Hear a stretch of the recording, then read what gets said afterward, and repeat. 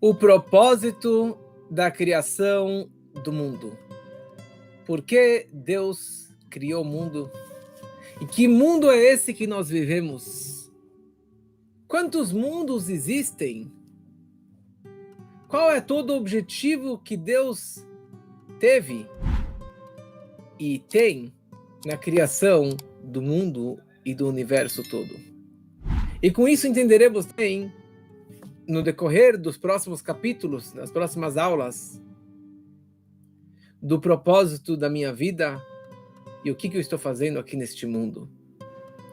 Agora entramos no Tânia, estamos no GPS para a alma, no capítulo 24, e no Tânia, capítulo 36, primeira parte. E mesmo esse capítulo, eu vou dividi-lo em dois, fazer metade dele hoje, metade na semana que vem, porque é um capítulo profundo e longo. Então eu preferi aumentar com algumas historinhas, que as pessoas gostam das histórias, para realmente facilitar o entendimento, o quanto que possível, desse capítulo que o Alter Rebbe, ele começa a mergulhar na ideia do propósito do mundo, do propósito da vida e da ideia dos 4 mundos espirituais. Para quem está no grupo, eu enviei uma tabelinha dos 4 mundos. Para quem não está no grupo, mas tem o nosso livro, o GPS para a Alma, na versão brasileira, que é esse livro que nós fizemos, que é melhor do que o inglês e o hebraico. Nesse livro temos a tabelinha das 10 Sefirot e uma tabela dos 4 mundos.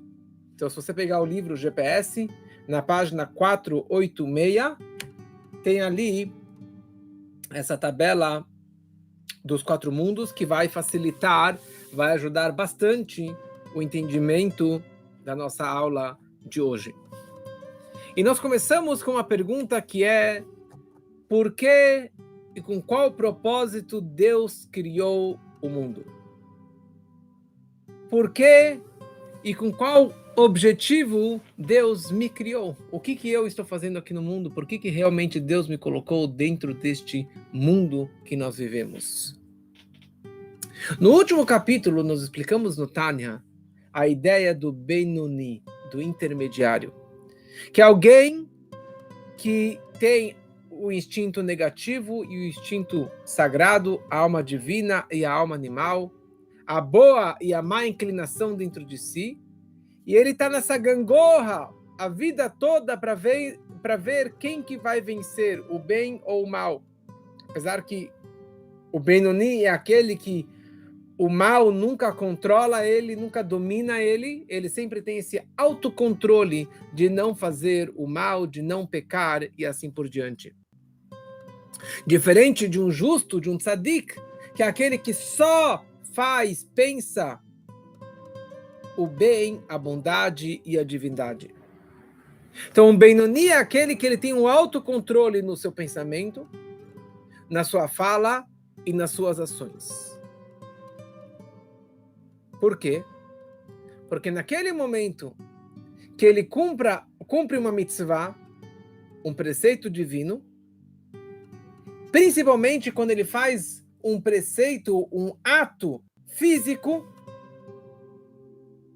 se é colocar um dinheiro na doação, ajudar uma outra pessoa, ou colocar o tefilim, ou colocar uma mezuzá, ou comer o kasher, ou tomar um vinho kasher e assim por diante. Então, naquele momento, eu estou afetando, eu estou mexendo com o mundo físico. Eu estou tendo contato com o mundo material e eu estou incluindo e englobando a minha alma animal no plano e no mundo divino. E essa que é a grande missão que nós temos. Eu fui criado para trabalhar e para incluir o meu animal no mundo divino. Para pegar o meu dinheiro e usar isso aqui para um bom objetivo. Pegar o meu corpo, a minha matéria, e usar isso para um propósito mais elevado. Que nesse ponto eu não sou inferior a um tzadik. Mais ainda, uma pessoa que está na feira, que está no mundo, que está com o pé no chão, ele é superior a um tzadik. Porque ele consegue transformar o mundo baixo, o mundo físico, muito mais do que alguém que está vivendo mais com o espírito do que com a matéria. E vamos entender agora, nesse capítulo, mais profundamente, esse conceito de incluir a matéria, de incluir a minha alma animal no mundo divino, e esse que é o nosso propósito de existência, e esse que é o grande propósito da criação do mundo.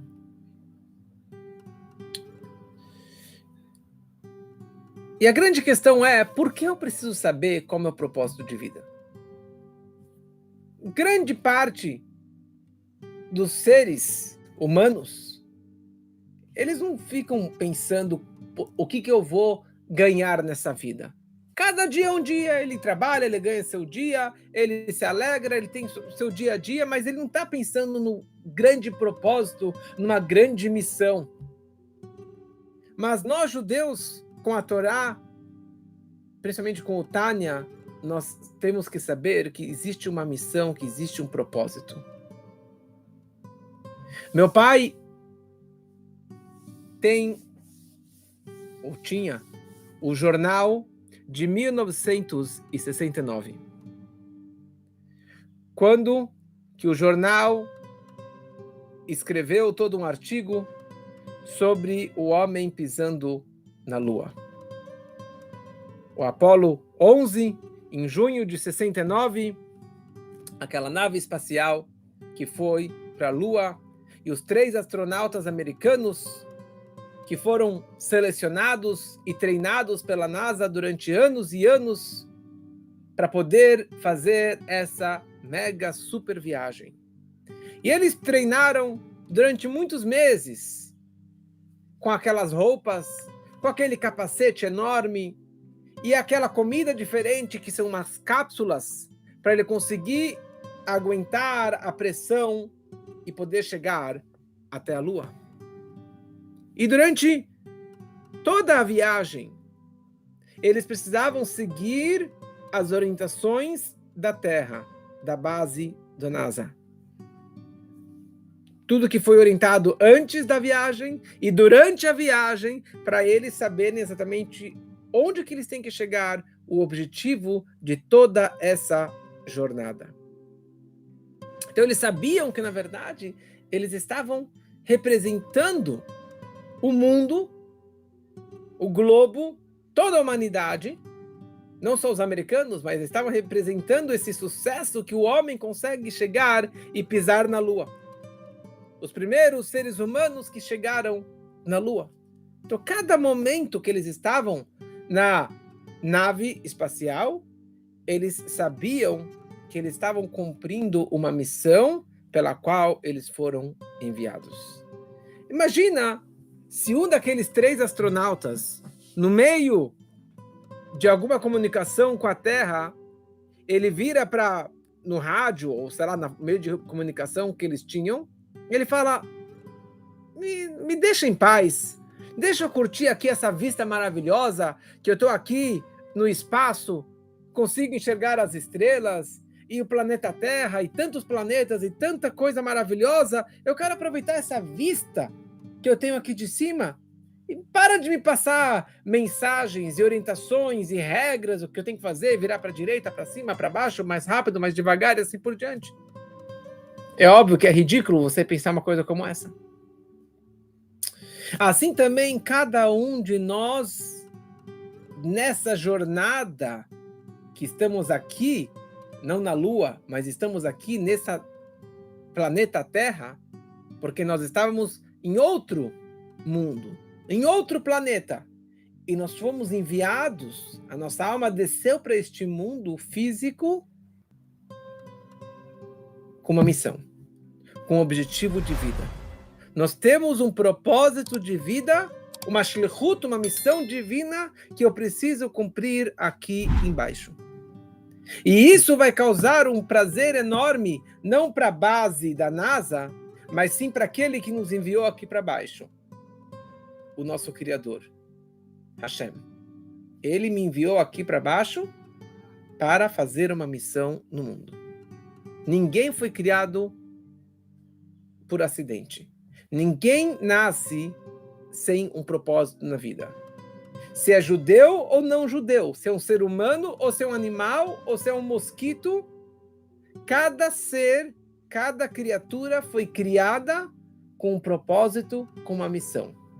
Da mesma forma que na nave espacial não existe nenhum parafuso desnecessário, nenhuma pecinha desnecessária, porque agora a gente pode imaginar o que aconteceu mês passado do submarino com os grandes milionários que pagaram fortunas para fazer aquela viagem para conhecer o Titanic. E cada detalhezinho daquele submarino era super preciso. Mas alguma coisa deu errada. Alguma coisa, alguma virada, ou a pressão do fundo do mar que acabou explodindo e matando todos eles. Então nós temos que saber que nós estamos aqui na Terra não para fazer aquilo que eu quero, que eu desejo, da forma que eu acho que é a melhor forma, mas sim para saber quem é o nosso comandante, quem é aquele que nos enviou aqui para baixo. E eu preciso saber qual é a minha missão nessa vida, qual é o meu propósito que eu desci aqui para esse mundo. E aqui no Tânia, o Alter Rebbe, ele entra numa análise profunda. Sim, é profunda, mas vamos tentar entender melhor esse conceito. O que existia antes da criação do nosso mundo? O mundo que nós nos encontramos, ele é o mundo mais baixo de uma corrente de vários e vários mundos. Antes da criação do primeiro mundo espiritual, o que havia? Or Ein Sof, a luz infinita de Deus. Somente Deus, sem mundos, porque, como já falamos outra vez, Olam em hebraico, mundo, e Olam são as mesmas letras de Helem, de ocultação. Mundo significa ocultação. Deus, antes da criação dos mundos, era somente a luz infinita de Deus, que não tem começo, nem meio, nem fim. Era somente Deus, sem mundos, sem ocultações que o ocultassem. Então, sendo que Deus, ele queria revelar a sua luz, ou se revelar, ou revelar a sua bondade, como veremos aqui na próxima aula, do porquê Deus criou o mundo. Hoje veremos como, e semana que vem veremos o porquê, qual o propósito, com qual razão Deus ele criou o mundo. Mas o que ele queria criar este mundo que nós vivemos. O mundo que nós conhecemos, o mundo oculto, o mundo cruel, o mundo da mentira, o mundo da maldade, o mundo que você não enxerga Deus, o mundo que você não enxerga a verdade. E isso não aconteceu por acidente. Da mesma forma que nenhum ser humano, nenhuma criatura foi criada por acidente, assim também o mundo não foi criado por acidente. E o mundo é da forma que é hoje, porque assim Deus quer, porque assim Deus ele queria. Mas para poder chegar da luz infinita de Deus, para criar um mundo tão baixo, tão escuro, tão mentiroso, que nega a presença divina, não foi da noite para o dia. Não foi simplesmente eu vou criar dessa forma. Deus ele teve que fazer o que se chama tzimtzum, condensações, ele foi fazendo um desencadear de um mundo maior para um mundo menor, para um mundo menor, para um mundo menor, em condensando e cada vez ocultando mais essa luz, sua luz infinita, para depois de uma grande viagem e de passagem de níveis após níveis e mundos após mundos, para poder chegar neste mundo tão baixo que você não percebe e não sente que existe um Criador. A pessoa ela pode viver a vida toda e pensar e acreditar que não existe Deus, que não existe um Criador. Agora, é muito importante nós sabermos e notar que Deus se encontra aqui embaixo, exatamente da mesma forma que ele se encontra lá em cima. Ele não se encontra menos aqui do que ele se encontra nos mundos espirituais, ou da forma que ele era só a luz infinita de Deus. O mesmo Deus que está lá, está aqui. Só que o quê? Eu sou cego. Eu sou ignorante. Foram criadas tantas camadas e tantas cortinas e tantas ocultações e condensações dessa luz que eu não consigo perceber que existe a luz e a presença divina. Mas que ele se encontra aqui, ele está aqui em todo lugar, em toda situação, em todo momento. Aliás, quando a gente fala aqui e lá em cima, não é lá em cima ou lá embaixo. Ou quando a gente fala sobre paraíso, inferno, purgatório, não é que o paraíso está lá em cima e o Geinom, o inferno, o purgatório está lá embaixo. Quando falamos sobre 4 mundos espirituais, não quer dizer que eles estão lá em cima nos céus. Deus está nos céus. Ai, meu Deus do céu. Por que é Deus do céu? Deus é Deus da terra também. Quando falamos que existem 4 mundos espirituais, quando a gente fala espírito, não significa que está lá em cima. Ele está aqui. Só que cada vez mais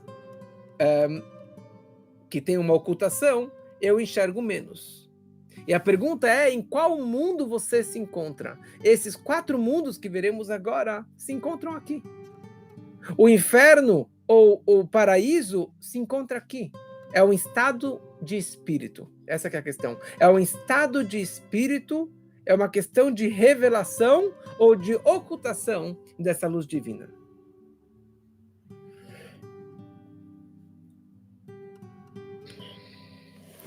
Então, essa passagem da luz infinita de Deus para criar este mundo no qual nos encontramos é dividido pela Kabbalah, pela Mishka, pelo Tânia, em 4 estágios que são chamados de 4 olamot, 4 mundos, que são olam, helem, ocultação, são 4 passos de ocultação de Deus para dentro do mundo. Então não são 4 mundos materiais, físicos, e sim 4 mundos espirituais que são paralelos com o nosso mundo. De novo, quem tem essa tabela que recebeu minha mensagem, ótimo. Se você não tem a tabela, abra o nosso livro GPS para a Alma. E se você não tem um livro ainda, então adquira o mais breve no nosso site gpsalma.com. E no final do livro, na página 486, tem essa tabelinha dos 4 mundos, que vai ajudar bastante para você conseguir acompanhar a nossa aula. 4 mundos. Vamos falar de baixo para cima. Asiyah, o mundo da ação. Olam Yetzirah, o mundo da formação. Olam Beriyah, o mundo da criação. E Atzilut, que é o mundo mais elevado, que significa exaltado. Vamos começar com o mundo mais baixo. O mundo de Asiyah, que também tem a ver com português, com ação, É o mundo da ação, que é o mundo físico, que é o estágio mais baixo e final de todo esse desencadear dos mundos espirituais. É o mundo que o relema, ocultação, é a máxima de todas.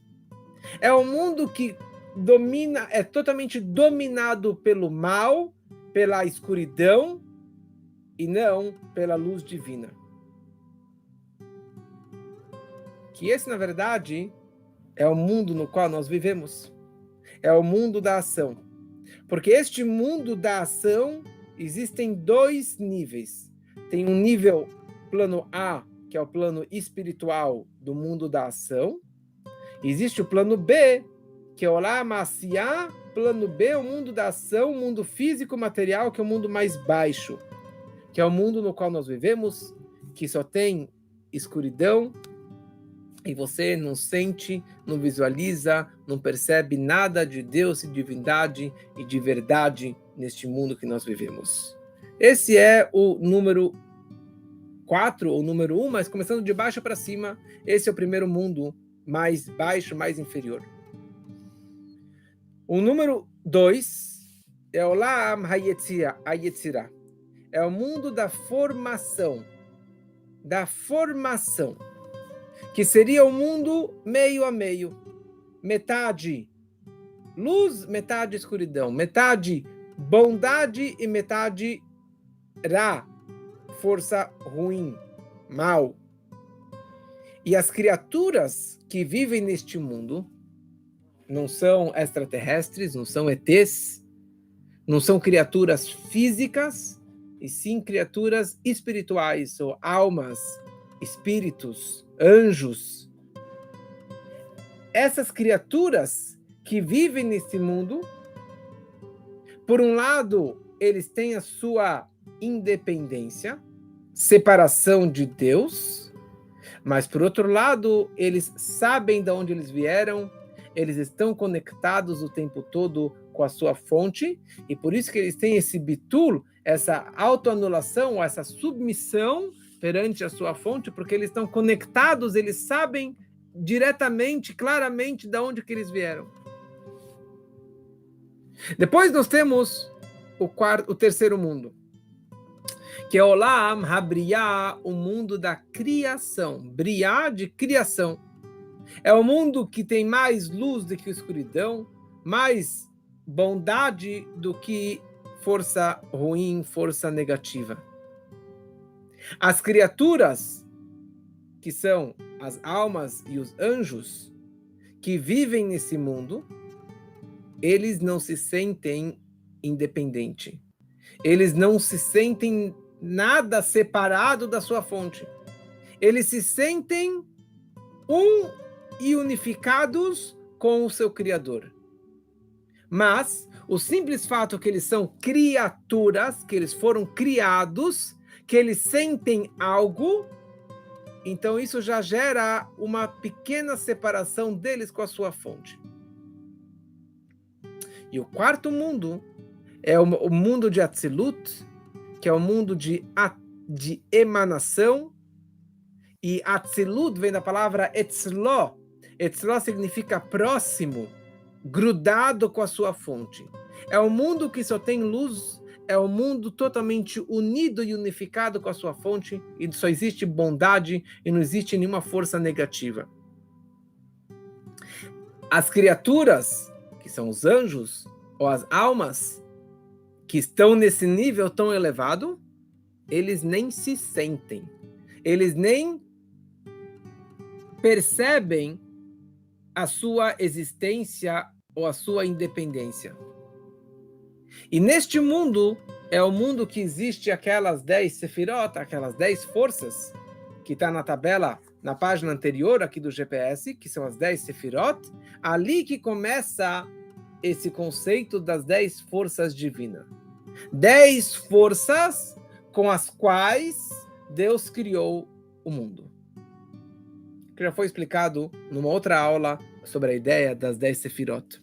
Então essas 10 forças neste mundo tão elevado não são forças separadas, não são ferramentas independentes. e sim 10 forças de Deus. 10 forças de Deus. É a Chokhmah, a sabedoria divina. A Binah, o entendimento dele. O conhecimento dele. Ou seja, nesse mundo, as 10 Sefirot, elas são totalmente divinas, Elokut. E não tem nenhuma separação, nenhuma independência. O que seriam essas criaturas nesse mundo de Atzilut? Existem almas de Atzilut, existem malachim, anjos do mundo de Atzilut. Mas são almas e anjos do nível máximo, mais elevado que existe, que não são criaturas, não são seres humanos normais. E o que está escrito no Zohar, na Kabbalah e na Hassidut, bastante, que Moshe Rabbeinu, o nosso primeiro e maior líder, Moshe, a sua alma era de Atzilut, e no nível mais alto de Atzilut, que vinha de Chokhmah de Atzilut, que é a sabedoria de Atzilut, essa que era a fonte da alma de Moshe Rabbeinu.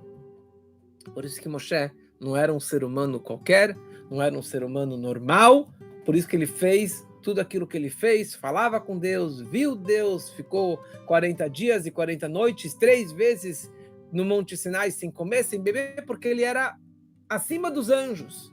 Não era um ser humano normal, não era um ser humano qualquer.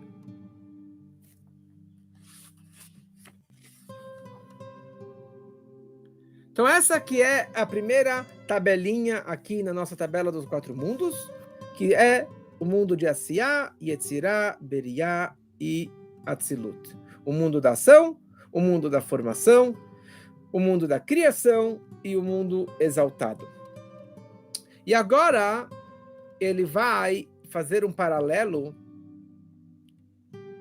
com a nossa vida, com a vida judaica, com a nossa alma, que aqui está nessa tabela também, que são chamados as 3 vestimentas da alma. E como já explicamos no começo do Tânia, que nossa alma tem 3 vestimentas, 3 formas de se expressar para fora, que é Machshavá, Dibur e Masé, pensamento, fala e a ação. Então, paralelo ao mundo da ação, existe a minha vestimenta ou a minha expressão através de ações. Porque na hora que você faz algo, não tem nada a ver com a tua personalidade. Você pode ter uma profissão que você não goste. Você pode praticar alguma coisa que você não acredita e que você até acha errado, mas você faz porque você não tem outro meio de ganhar dinheiro. Aquilo que você faz não representa aquilo que você é. Então, aquilo que você faz é separado da sua alma. Você pode fazer algo oposto àquilo que você está pensando, aquilo que você realmente acredita. Quando você faz algo, você cria algo no mundo físico, você criou um objeto, você criou uma cadeira, uma mesa, você fez uma arte, um desenho. No momento que você terminou aquela obra, e a pessoa pega aquele objeto, aquela arte na mão, quem foi o artista que fez isso? Não sei. Não tem nenhuma ligação entre o artista e a sua arte, o criador e a criação, porque não tem nenhum cordão umbilical, não tem nenhum vínculo no mundo da ação. Isso seria, então, o mundo da ação representa a minha atitude, o meu comportamento físico de fazer atos físicos. Agora vamos para o segundo mundo, que é o mundo de Yetzirah, o mundo da formação. O mundo da formação está conectado com a minha fala, com o meu dibur, com a minha segunda vestimenta, que é a minha fala. Na hora que eu estou falando e você está me ouvindo, você sabe que quem está falando sou eu. A palavra saiu da minha boca, já saiu de mim, mas tem um vínculo comigo. E por isso que você sabe quem que está falando. Então isso já é um mundo mais elevado, que você sabe a sua fonte, você sabe de onde que veio essas palavras, mas acaba tendo uma separação. O terceiro mundo, o mundo de Beriá, bem-vindo, Rafa, feliz de estar aqui com a gente. O mundo de Beriá, o mundo da criação, está ligado com o nosso terceiro vestimenta, que é o nosso pensamento. Pensamento é uma vestimenta. Porque, como explicamos lá para trás no Tânia, eu tenho 3 formas de me expressar. Na hora que eu faço um ato físico, eu estou me conectando com o mundo físico. Na hora que eu falo, eu estou me conectando com seres racionais, que entendem aquilo que eu estou falando. E a grande pergunta é como que eu consigo me conectar comigo mesmo? Como eu consigo me conectar comigo? Me entender. Encontrei com alguém agora, ela falou, ganhei o dinheiro, agora eu quero me conhecer melhor. Eu quero voltar para mim, eu quero voltar para minha pessoa, porque durante o Covid eu estava perdida, eu fiz várias coisas e não era eu que estava seguindo a minha vida, controlando a minha vida. Como que você se conecta consigo mesmo? Através do pensamento. Você fala, um minutinho só, deixa eu pensar, deixa eu meditar. É como se eu estivesse falando comigo mesmo. Como que eu falo? Porque a fala eu estou falando para fora. Como que eu saio da minha essência para me conectar comigo mesmo? Através do pensamento. Na hora que você para e pensa e medita, você está se conhecendo melhor, ou desenvolvendo aquela ideia melhor, e se conhecendo melhor.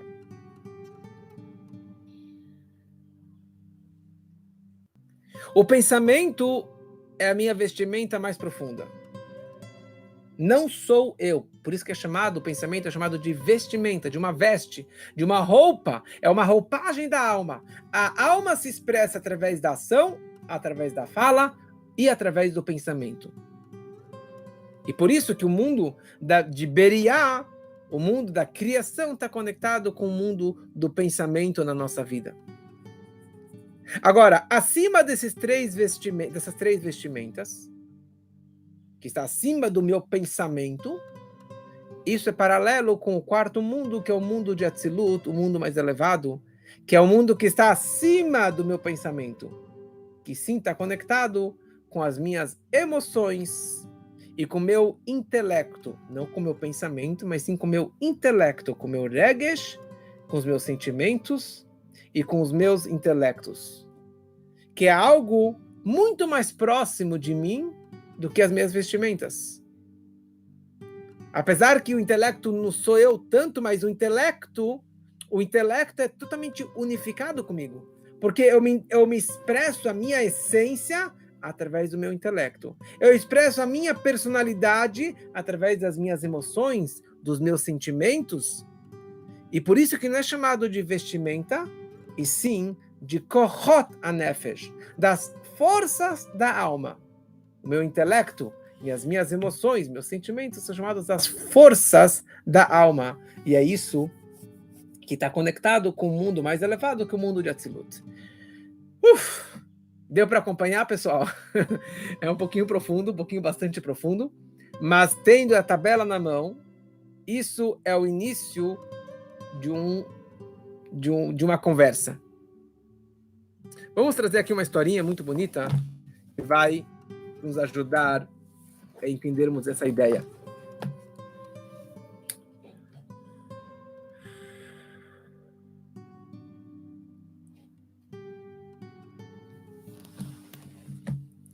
Um grupo de estudantes universitários americanos entraram certa vez numa yechidut, numa audiência particular com o Rebbe de Lubavitch. E no meio da conversa, o Rebbe deixou os estudantes bem à vontade e falava, you could ask whatever you want. Você pode perguntar o que você quiser. E um dos alunos, estudantes, virou para o Rebbe e falou, será que o senhor, Rebbe, tem a força, o dom de fazer moftim, maravilhas e milagres? E o Rebbe respondeu de uma forma muito clara, que está totalmente ligado com o nosso estudo. O nosso mundo físico não é separado, independente do mundo espiritual e dos mundos mais elevados.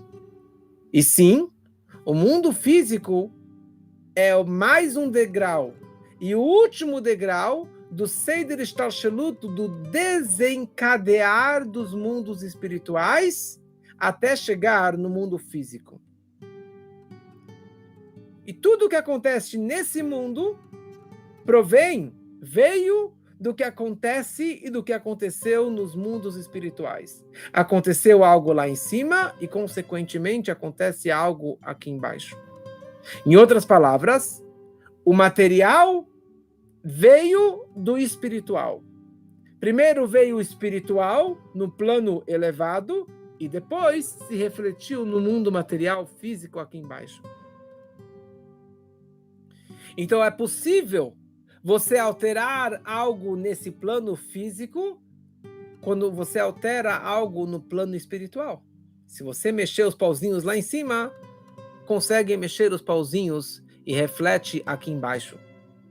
E isso significa mofet, maravilha. Maravilhas acontecem nesse mundo, algo que é uma maravilha. Quer dizer maravilha? Você fala, uau, wonder. Assim, é uma coisa que você fala, uau, da onde que veio esse milagre? Como aconteceu isso?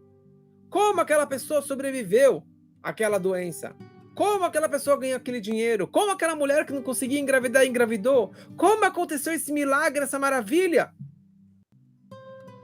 Por quê? Porque aconteceu algo lá em cima, no mundo espiritual, que refletiu automaticamente nesse mundo, nesse plano físico e material. E daí o Rebbe conclui para aqueles estudantes, ele fala o seguinte: a força, o poder de fazer milagres e maravilhas, cada um de vocês e cada judeu tem essa força. Porque na hora que um judeu se conecta com a sua alma espiritual, com a faísca divina que se encontra dentro dele, que ele se conecta com Deus que está dentro dele. Como que ele se conecta com Deus? Através de uma reza, através de um comportamento judaico, estudando Torá, fazendo uma mitzvah da forma correta, com uma empolgação, com entusiasmo. Qualquer judeu consegue fazer um milagre, uma maravilha, porque ele consegue causar uma mudança lá em cima, que está acima do esperado, acima de qualquer cálculo, e isso causa um efeito aqui embaixo. Por isso que várias pessoas tiveram e têm, e acontecem milagres. Eu coloquei o tefilim e eu ganhei, fechei aquele negócio. Eu coloquei o mezuzá e mudou a minha vida. Eu fiz uma reza, eu fiz um salmo, eu me conectei com Deus, eu dei uma tzedakah e eu consegui fechar aquele negócio. A gente já se acostuma, mas são milagres que todos nós podemos e fazemos diariamente. E não só o Rebbe consegue fazer milagres, mas todos nós também conseguimos. Só que o Rebbe, que tem uma alma de Atzilut, que tem uma alma desse mundo tão elevado, para eles é mais fácil, para o Rebbe, para um tzadik, para um justo, uma pessoa super espiritualizada que está lá em cima, ele mexe um pauzinho e isso causa automaticamente que o doente se cure, que a estéril consiga engravidar, e que o pobre consiga ganhar dinheiro, e que consiga fechar um negócio, e que consiga ter a alegria dos filhos e todos os tipos de brachot e maravilhas. Por quê? Porque o Rebbe, um tzadik, um justo, tem um acesso direto lá em cima. É só ele apertar um botão, mexer um pauzinho, que automaticamente aqui embaixo é alterado aquela situação inesperada. E o milagre, a maravilha acontece e acaba sendo visível para todos.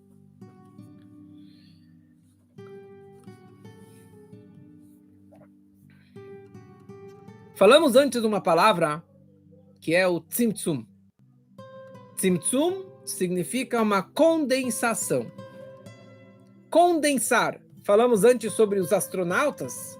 Eles tomam cápsulas. E naquela cápsula ele tem todas as vitaminas e proteínas e energia que ele precisa para aquela jornada. Mas é uma pequena cápsula que tem tudo lá dentro. Isso é um Tzimtzum. Ou um hard drive de 1 terabyte ou de 100 terabytes, um hard drive, qualquer que seja, tem um grande Tzimtzum de muitas informações lá dentro. Você pega uma mala quando voltando de viagem e você esmaga aquela mala para colocar tudo lá dentro, antes de mudar o peso de 32 para 23 quilos. Então, você colocava, enchia. Isso é um Tzimtzum. Está tudo lá dentro, só que está esmagado, está oculto. Então, usando as nossas forças da nossa alma, que falamos antes, que é o nosso intelecto, e os nossos sentimentos, as nossas emoções, nós sentimos e nos conectamos. Mas elas são muito ocultas. Aquilo que eu sinto por alguém antes de começar a aula fez um sinal, um símbolo de amor, certo? Esse símbolo não representa aquilo que você sente. É só uma simbologia, mas não quer dizer que você realmente me ama, que você realmente está expressando tudo aquilo que você tem dentro de si. Você pode ser uma pessoa extremamente inteligente, mas não sabe se expressar, não sabe falar, não sabe descer e condensar todo aquele conhecimento que você tem para fora, para que os outros possam captar também. Então, como que funciona esse desencadear, ou essa condensação, ou essa descida da minha força mais elevada, meu intelecto, meus sentimentos, até o mundo físico e material? E ele descreve aqui no Tânia. Primeira coisa, o nosso intelecto é um vasto banco de dados. Tudo que você pensou, viu, imaginou durante a sua vida fica gravado nesse banco de dados, na nossa consciência. Para eu sentir isso, ou pensar, ou entender aquilo, eu preciso usar o meu machshavá, o meu pensamento, que é a minha primeira vestimenta, para que eu vou começar a mastigar e absorver e entender aquilo que é tão abstrato. Só que o pensamento ele é ainda muito abstrato. Porque às vezes você pode pensar durante 5 minutos e para você se expressar, você pode falar durante 1 hora, 2 horas aquilo que você pensou durante poucos minutos. Para você descer essa ideia, se conectar, você tem que falar. E você está metzamtzem, você está condensando o seu pensamento para conseguir se expressar para fora. Você está tirando de algo muito abstrato para uma fala física, jamais distante da essência da sua alma. Depois, você transforma aquela fala, aquele conceito que está abstrato ainda, para o mundo físico. E você, na prática, vai lá e escreve, cria, faz o ato, faz a doação, faz a ajuda na prática e sai do papel e sai da fala e você consegue criar na prática isso. E aqui ele traz, é muito profundo todo esse conceito, mas aqui ele traz alguns exemplos para explicar isso que estamos falando agora. No nosso intelecto, você pode pensar, eu quero construir uma casa. Eu quero construir uma casa, então você tem uma imagem de como que você quer o teu apartamento. No pensamento, tá tudo claro. Mas para você falar, vai demorar horas e horas ou semanas para você falar para o arquiteto e para o engenheiro, para o empreiteiro, como criar aquela casa da forma que você desejava, que você imaginava, que você tanto queria. Agora, para construir na prática aquela tua casa, teu apartamento, vai demorar meses ou anos para que todo aquele seu pensamento possa descer até um mundo tão baixo, para que possa realmente ser construído aquela casa que você tanto queria, que você tanto tinha imaginado. Assim também, o mundo mais elevado, o mundo de Atzilut, é o pensamento, não, é o intelecto e o desejo máximo de Deus. Ali que ele descarregou as suas forças no mundo mais elevado. Mas é algo muito abstrato ainda. É só o intelecto abstrato de Deus. Depois passa para o segundo mundo, de cima para baixo agora, que é o mundo da criação, o mundo de Briá, que ali já é o pensamento de Deus. Já desceu um passo. Ainda não tem nenhuma existência, mas já é um pensamento. Nesse mundo da criação, já se sente que Deus é o Criador, mas o fato que já se sente algo, então já é um mundo, já é um relém, já é uma ocultação, já tem cascas e cortinas que estão começando a esconder a luz máxima e a luz infinita de Deus. Depois passamos para o próximo estágio, para o mundo de Yetzirah, o mundo da formação, que está comparado com a fala de Deus. E a fala já é uma fala para fora. Você sabe de onde que veio, mas já está descendo mais e já não tem tanta anulação e submissão perante o Criador. E depois chega o quarto mundo, o mundo da ação, que são as ações e os atos de Deus. Que aqui a ocultação já é máxima, pode ser até uma ocultação máxima e absoluta, que é o nosso mundo. Que você fala, quem é Deus? Onde que está Deus? Quem é o Criador? Se eu não vejo, se eu não enxergo, porque a ocultação é tão densa, é máxima, então você não percebe nada disso. Isso seria mais uma parábola, mais uma comparação para a gente entender melhor isso. Quando você vê uma árvore e você tem uma fruta na sua mão. Quando você vai e tem uma fruta,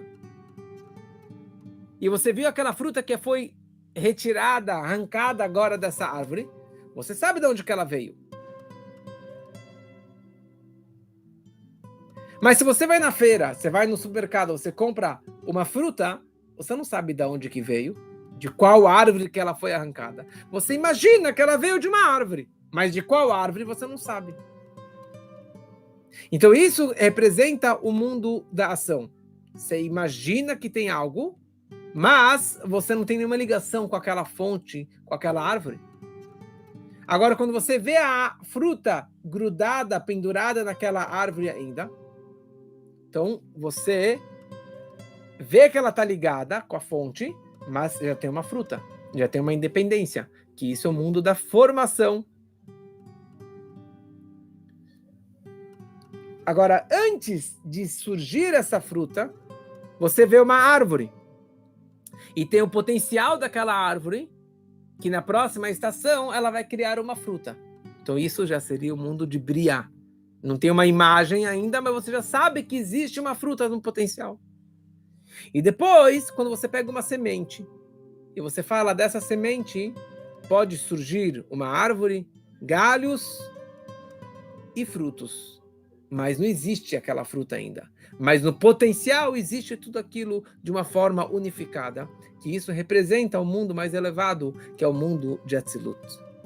Então o mundo de Atzilut é o primeiro estágio onde que só existe Deus e o mundo é totalmente unificado e submisso e anulado perante Deus, o Criador. E por isso que o mundo não existe lá naquele estágio. Ele é nada em comparação ao Criador. Já no segundo mundo de Briá, já existe uma criação, só que não existe ainda uma formação. No terceiro mundo de Yetzirah, de formação, então já tem uma formação, já tem uma forma, mas ela ainda sente que ela está conectada com a sua fonte. E o quarto estágio, o mundo de Asiá, é o mundo que se sente totalmente separado, independente e nem sente a sua fonte, o seu Criador. Agora, acima desses quatro mundos, existe Deus, que é chamado de Or Ein Sof, a luz infinita de Deus, que não entra nesses parâmetros, que não tem nenhuma limitação, nenhuma ocultação, nenhuma condensação. Então, depois de toda esse prefácio, essa explicação resumida sobre os 4 mundos, podemos voltar para a nossa pergunta inicial: qual é o propósito da criação? Por que Deus criou todo esse mundo? Então, se Deus criou todos esses mundos, poderíamos pensar que o propósito da criação é o mundo mais elevado, é o mundo de Atzilut, onde que Deus está lá presente e somente Ele. Mas, na prática, não pode ser assim. Porque se o propósito e o objetivo e a vontade de Deus era só criar o mundo de Atzilut, ele teria parado por lá, naquele mundo espiritual. Ele não teria descido mais estágios até chegar ao nosso mundo físico e material. E mais ainda, qual é a graça e qual é a novidade para Deus de ter criado um mundo tão elevado, tão espiritual, que só existe Ele e mais nada? Porque o mundo continua sendo nada perante o Criador, naquele mundo tão elevado de Atzilut. Então, obviamente, que o propósito da criação é para poder chegar neste mundo no qual nos encontramos. Da forma que ele é totalmente oculto, a presença divina e uma escuridão máxima, e a mentira máxima, e a ocultação máxima da divindade. Por isso que esse mundo é chamado no Zohar, na Kabbalah, de Alma de Shikra, o mundo da mentira. Porque é o mundo que mente. É o mundo que oculta a verdade, o emet de Deus. Oculta que existe um Criador que administra o mundo todo. E o mundo vai fazer de tudo, através da ciência, através de todas as teorias, para provar que não existe um Deus. Mas Deus, ele nos colocou neste mundo, presta atenção, Deus me colocou aqui neste mundo, para que neste mundo da mentira, eu revele a verdade. Que nesse mundo da ocultação e da escuridão opaca, eu possa trazer uma luz máxima. Nesse mundo tão profano, eu possa trazer a presença divina de uma forma visível e revelado, que todos saibam que existe um Criador, que existe um Deus. Eu gostaria de concluir com uma história muito bonita. O Rebbe anterior, o Rebbe Rayatz, ele foi visitar Israel, certa vez, e quando ele saiu de Israel, que ele entrou no barco, chegou uma notícia que teve um ataque, que os árabes terroristas atacaram os judeus na cidade de Hebron e mataram muitos e muitos judeus. E o Rebbe sofreu muito com esse ataque, com essa notícia. Ele sofreu tanto que ele teve um ataque renal. E naquele barco tinha um doutor, um médico, o doutor Volach, e ele tratou o Rebbe, cuidou do Rebbe e salvou o Rebbe durante aquela viagem que demorou várias semanas. Depois que ele curou o Rebbe, o médico entra na sala do Rebbe, no quarto do Rebbe, e fala: eu gostaria de pedir desculpas. Mas desculpas? Fazer um tikkun, um perdão para quê? Ele falou: olha, o fato que o Rebbe foi curado significa que essa era a vontade de Deus, que o Senhor fosse curado. E eu tenho a suspeita, eu tenho um medo que o fato que eu estava no barco, que era o único médico no barco, isso possibilitou que o Rebbe ficasse doente para que eu o curasse. Porque se eu não estivesse aqui, Deus não ia fazer o Senhor doente. Então eu gostaria de pedir desculpas pelo fato que eu estou aqui e que por minha culpa, disse o médico, o senhor Rebbe ficou doente. Essa foi a história. E o nosso Rebbe contou essa história certa vez no Farbrengen, numa reunião. E o Rebbe disse que daqui nós chegamos à seguinte conclusão: que quando existe uma doença, com certeza existe uma cura. Deus, ele antecipa a cura antes da doença. Deus não cria o problema antes de ter a solução. Então, quando a pessoa ela está num estado de queda, com certeza ele tem a força e a capacidade de ter a subida. Da mesma forma que na vida da pessoa é essa a regra, assim também em relação a toda a criação. Que Deus ele queria dirá betartonim, uma morada aqui neste mundo, que ele estivesse revelado nesse mundo tão baixo, tão profano. Então, antes de criar essa morada para Deus aqui embaixo, precisa haver a maior queda. E precisa ter esse mundo tão baixo, que neste mundo tão baixo, tão oculto, haja e aconteça essa morada para Deus. Então, não somente que nós temos a possibilidade, a capacidade de elevar e transformar esse mundo, mas todo o objetivo da descida é para que haja uma subida muito maior. Todo o objetivo da queda da nossa alma e da criação do mundo é para que nós vamos transformar e vamos revelar a presença divina neste mundo tão baixo. E essa que é a nossa missão neste mundo, e que façamos isso da melhor forma possível. E que chegue o grande momento de Dirá Betartonim, que Deus ele possa pairar e se revelar nesse mundo tão baixo com a vinda do Mashiach, que assim seja muito em breve, se Deus quiser. Uma boa noite, pessoal.